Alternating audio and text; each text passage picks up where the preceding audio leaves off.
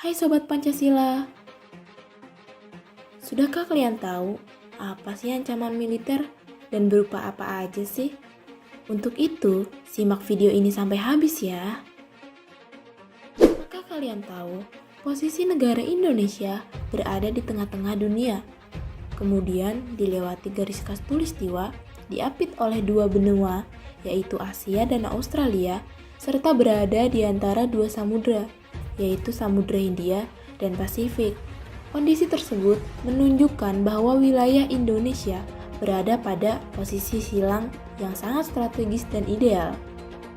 Tapi apakah kalian tahu, posisi silang Indonesia yang merupakan sumber potensi dapat menjadi ancaman bagi integrasi nasional bangsa Indonesia? Lalu, apa sebenarnya yang menjadi ancaman bagi integrasi nasional negara Indonesia? Ancaman bagi integrasi nasional tersebut datang dari luar negeri maupun dalam negeri. Ancaman tersebut biasanya berupa ancaman militer dan non-militer. Ancaman militer itu apa sih? Ancaman militer merupakan ancaman yang menggunakan kekuatan bersenjata dan terorganisasi yang dinilai bisa membahayakan kedaulatan negara. Lalu, bentuk-bentuk ancaman militer itu berupa apa aja sih?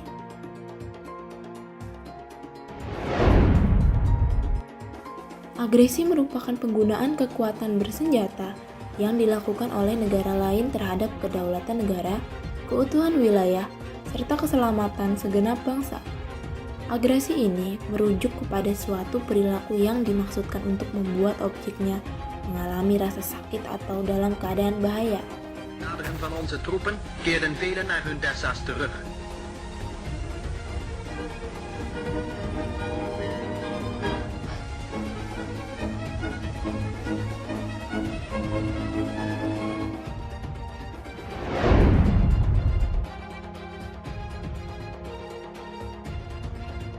Pelanggaran wilayah merupakan suatu bentuk tindakan dengan memasuki suatu wilayah tanpa izin, baik itu oleh pesawat terbang tempur maupun kapal-kapal perang. Salah satu contohnya, Kapal Republik Indonesia Ciptadi Sabtu siang dihalangi oleh kapal pengawas perikanan Vietnam, Coast Guard Vietnam, saat akan menangkap kapal ikan asing dari Vietnam yang sedang melakukan penangkapan ikan ilegal di perairan Indonesia. Kini Tiongkok masih mengklaim zona ekonomi eksklusif Indonesia di perairan Natuna sebagai wilayah nelayan tradisional mereka.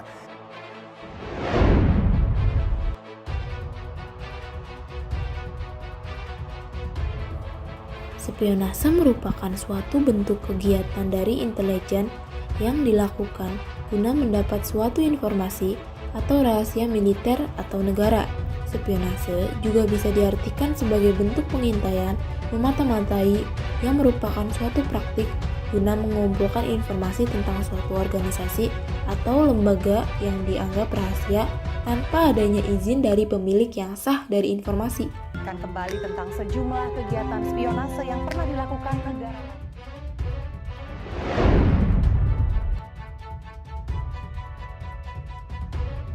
Sabotase merupakan tindakan pengerusakan yang dilakukan secara terencana, yang disengaja dan tersembunyi terhadap peralatan, personel, serta aktivitas dari bidang sasaran yang ingin dihancurkan.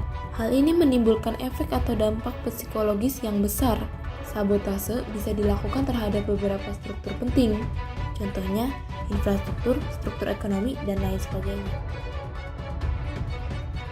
Melihat Surabaya disabotase sedemikian rupa, semua bermula dari tentang keberadaan mobil PCR yang seharusnya dikirimkan ke pusat kota Surabaya, namun tak kunjung datang. Aksi teror bersenjata merupakan aksi yang dilakukan oleh jaringan terorisme internasional atau yang bekerja sama dengan terorisme di dalam negeri maupun luar negeri. Hal ini berskala tinggi sehingga bisa membahayakan kedaulatan negara, keutuhan wilayah, serta keselamatan segenap bangsa.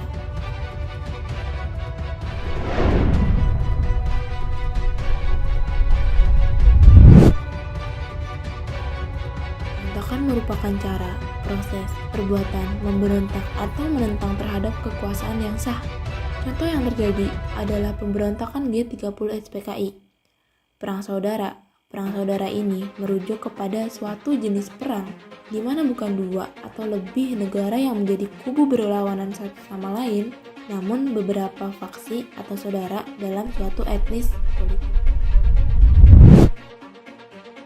Strategi ancaman militer yakni sistem pertahanan dan keamanan rakyat semesta atau yang disebut Sishan-Kamtra.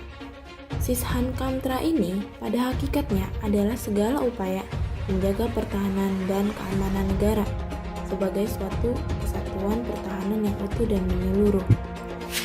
Nah, udah pada ngerti kan apa itu ancaman militer dan apa itu bentuk-bentuknya beserta strateginya. Semoga video kali ini bermanfaat untuk kalian.